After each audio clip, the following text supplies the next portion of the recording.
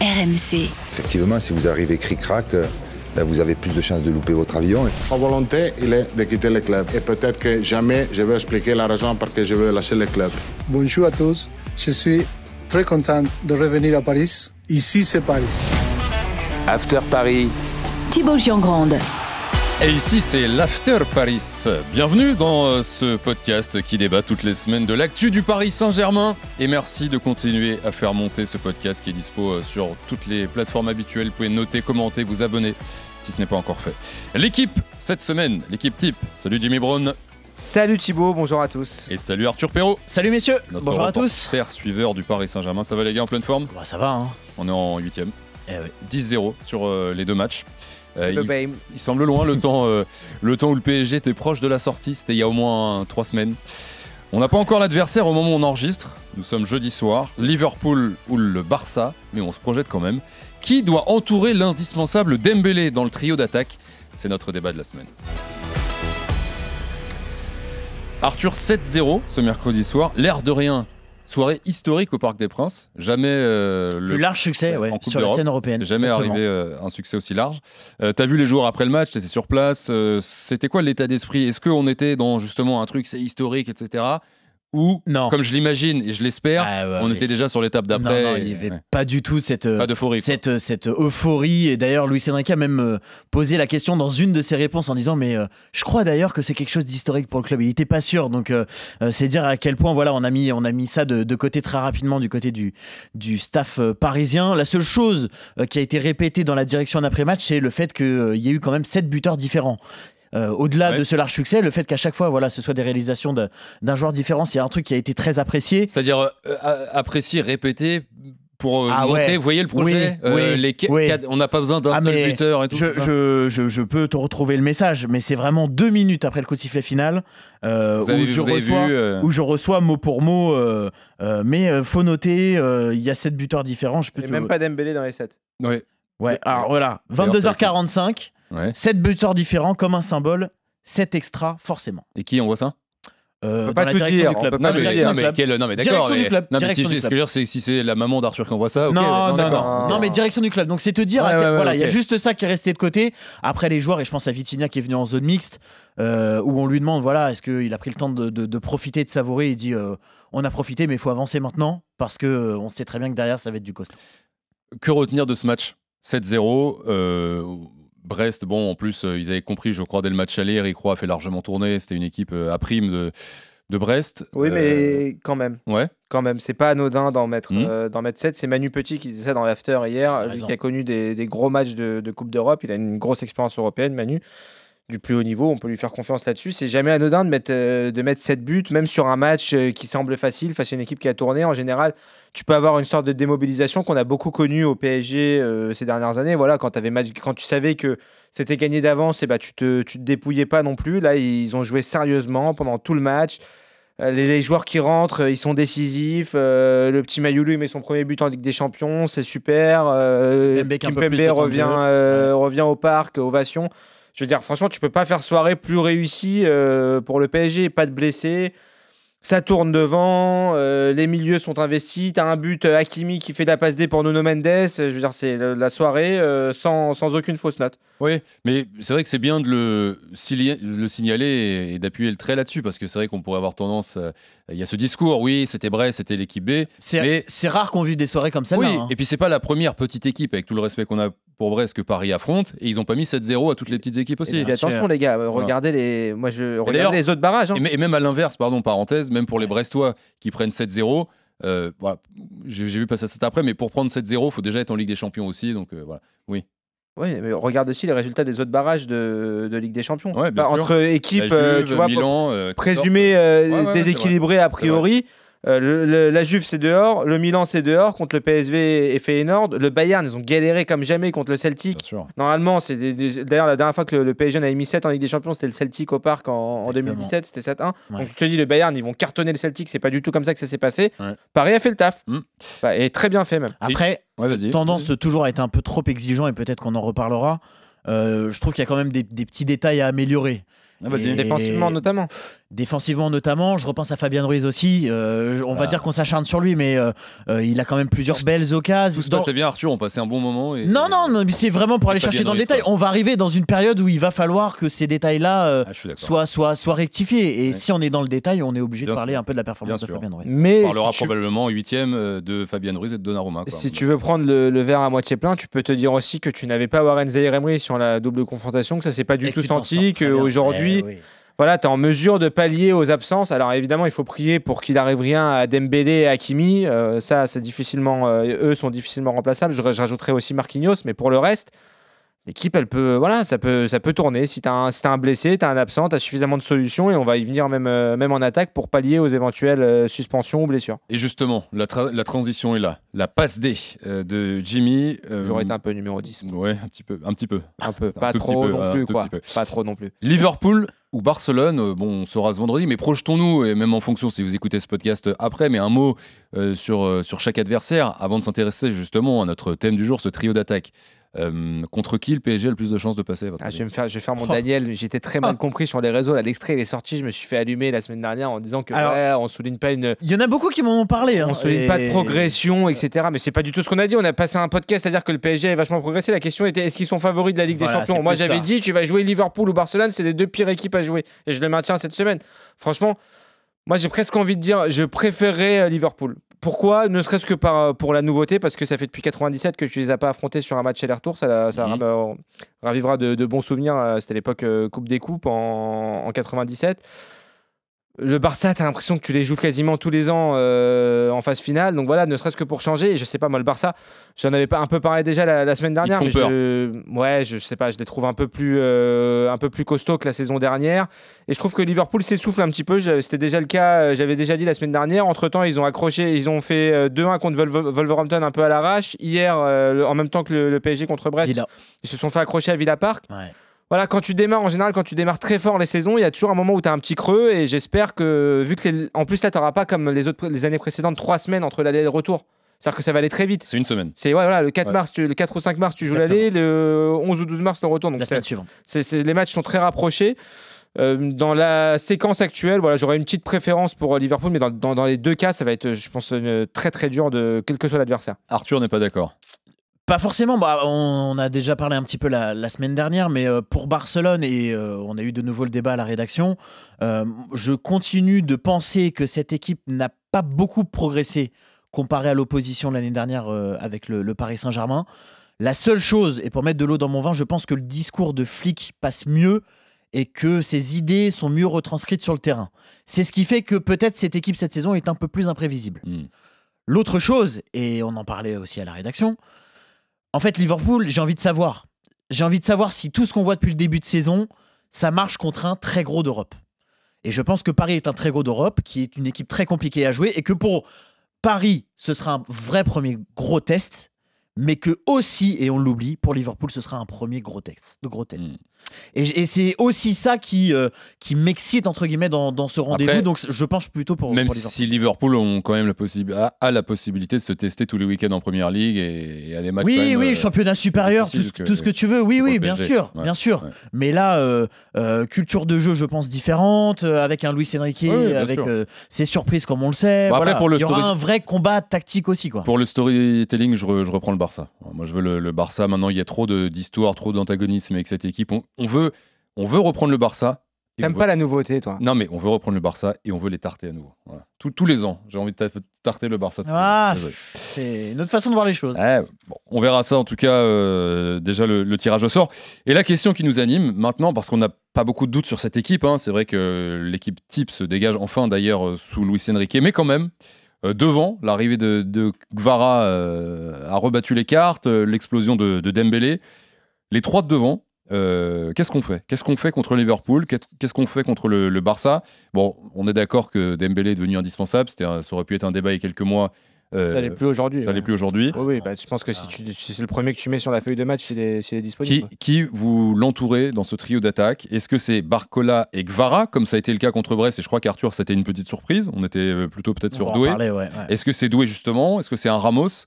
Alors, sur cet historique-là, sur le dernier match, et je pense que on l'a déjà vu, hein, Luis Enrique fera forcément quelque chose de différent comparé au dernier match de Ligue des Champions, donc celui qu'on a vécu hier. Je crois que ça arrivé une seule fois où il a gardé les mêmes plans.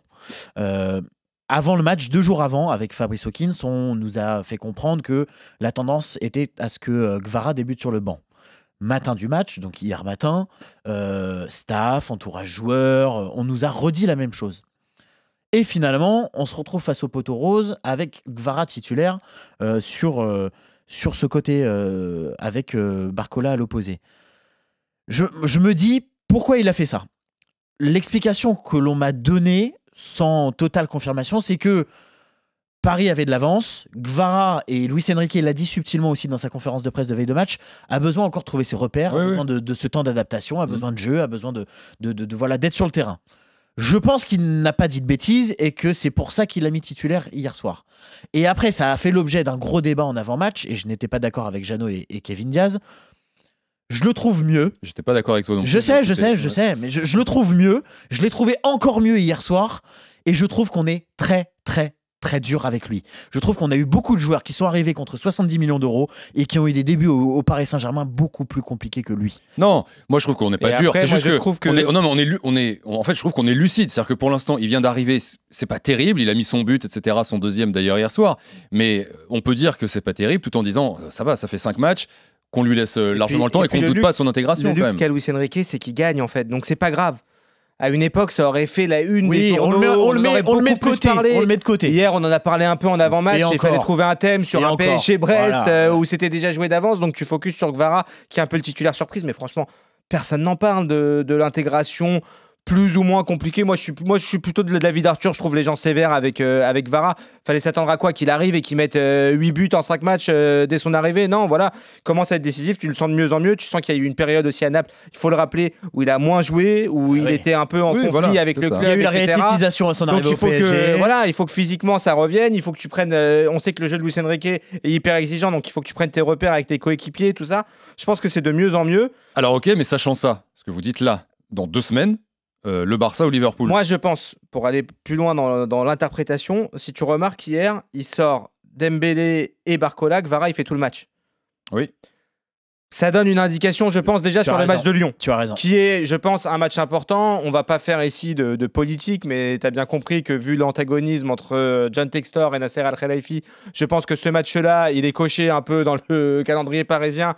Vaudrait mieux pas passer à côté et pas perdre son invincibilité à Lyon ce dimanche. Tu vas jouer avec la meilleure équipe possible à Lyon. Le fait que Kvara ait fait les 90 minutes me laisse à penser qu'il ne démarrera peut-être pas contre Lyon et que tu vas retrouver une triplette Doué, Barcola, Dembélé. De là à dire que ce sera la triplette. Est-ce que d'ailleurs, peut-être qu'en fonction de l'adversaire, ce ne sera pas le même choix, tu vois? Est-ce qu'il faut exclure à 100% qu'un Gonzalo Ramos, en fonction de l'adversaire, si tu joues plutôt Barcelone que... Mais justement, les gars, oubliez Luis Enrique. Et vous, mouillez-vous. C'est quoi le meilleur trio parisien? À l'instant T? Oui.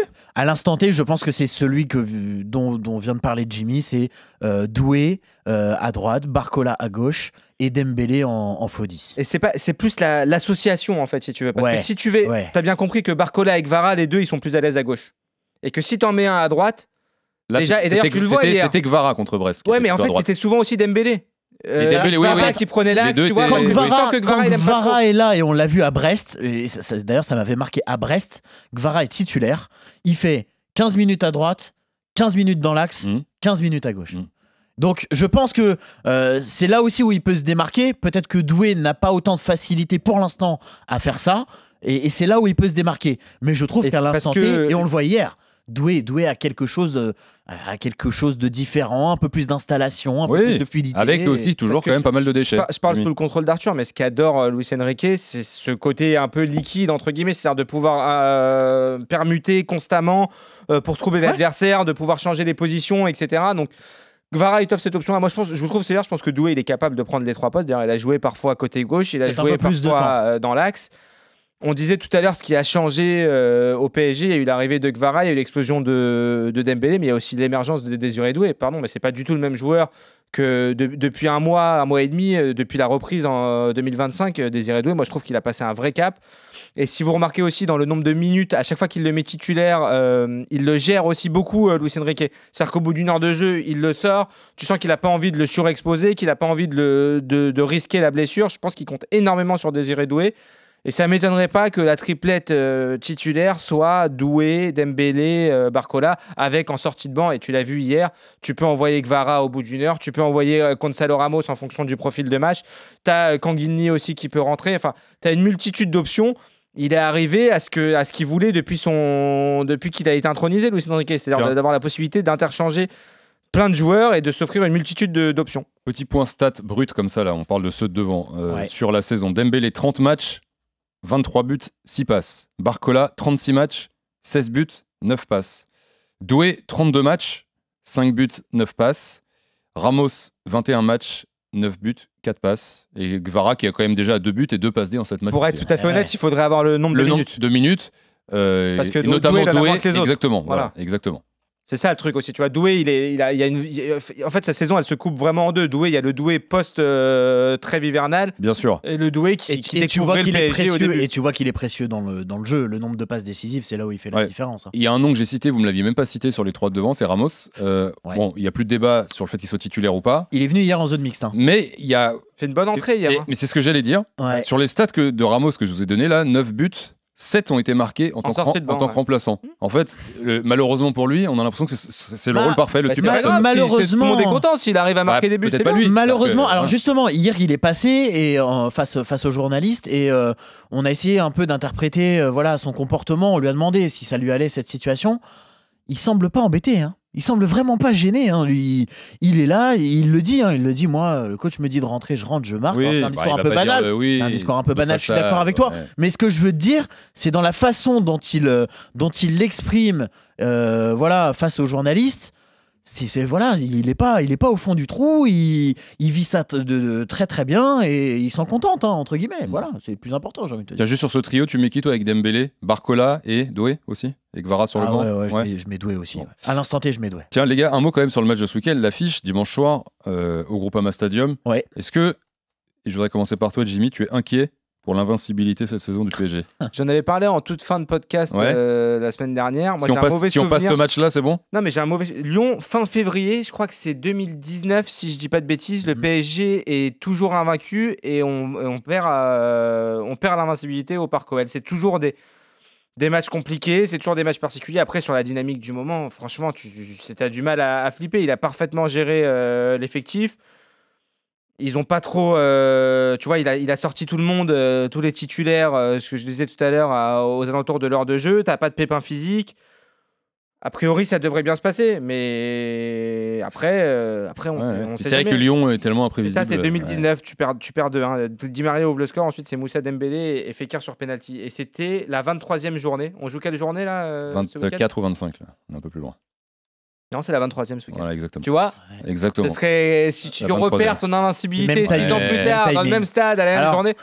Voilà. Ok, le chat noir. Ça va, Roland, là. Mais comme je disais, il y a un côté, je pense il est important ce match pour la direction parisienne, pour ce qui s'est passé entre John Textor, entre les deux directions. Je pense que personne n'a envie d'aller perdre le match. Sur ça, va falloir le guetter dans les prochains jours parce qu'on a commencé déjà à sonder un petit peu sur s'il y avait eu un message de passé aux joueurs déjà, tout ça concernant l'opposition Textor Al-Khalifi.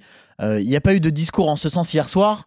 Mais la musique est en train de monter. Donc je pense que tu n'as même pas besoin de tenir le discours. Je pense que tu veux que je te dise, je pense qu'il va y avoir quelque chose de dit quand même. Et alors, va falloir surveiller demain, après-demain, mais la musique va monter. Et cet élément-là fait que je ne suis pas vraiment inquiet. Parce que je dis pas que ce sera un match de Ligue des Champions. Mais je pense qu'ils vont être comme des morts de faim sur le terrain, avec la direction qui va les pousser derrière en leur faisant comprendre gentiment que celui-là, faut pas le louper, que derrière, il y aura la potentielle revanche ou le moyen d'enfoncer encore plus, entre guillemets, John Textor contre Botafogo pendant le mondial des clubs. Voilà, le premier acte, c'est dimanche. Dimanche 20h45. Après, je sais pas dans quelle mesure c'est de la com ou pas, mais Luis Enrique, en tout cas, lui a dit que cette question d'invincibilité, Ça lui hantait pas plus que ça, c'est pas du tout un objectif. Lui, ce qu'il veut, c'est essayer d'aller le plus loin. Regarde encore hier soir l'histoire du record du plus large succès, il sait même pas, il n'en est pas sûr. On le mentionne quand même, tu vois. Oui, ça c'est des records accrochés quand tu as atteint les objectifs. Comme à l'époque Laurent Blanc, t'avais tout gagné et t'allais chercher les derniers trucs. Mais ou qui fait plaisir aux supporters. T'as Lyon là, ça va se décider de toute façon dans les gros adversaires. Après, Paris s'est souvent fait accrocher dans une saison contre des adversaires a priori moins prestigieux. Toulouse la semaine dernière, c'était pas flamboyant. Oui, mais c'est des matchs que tu gagnais pas forcément avant. Et là, tu les gagnes. C'est maîtrisé, tu arrives à faire tourner l'effectif, tu arrives à rester solide, à pas encaisser de but. Franchement, il y a quand même beaucoup de points positifs. Ils arrivent dans leur meilleure forme au meilleur moment. Voilà, ramenez-nous Liverpool, ramenez-nous Barcelone. On a envie que ce soit demain, quoi. On a envie que ça arrive vite. C'est dans 15 jours et ça va venir très vite. L'After Paris sera là pour en parler, bien évidemment. Merci les gars, Jimmy Brown, Arthur Perrault. Salut messieurs. Merci à vous d'être là, fidèles. Toujours à l'After Paris qui revient très vite. Ciao tout le monde. RMC After Paris.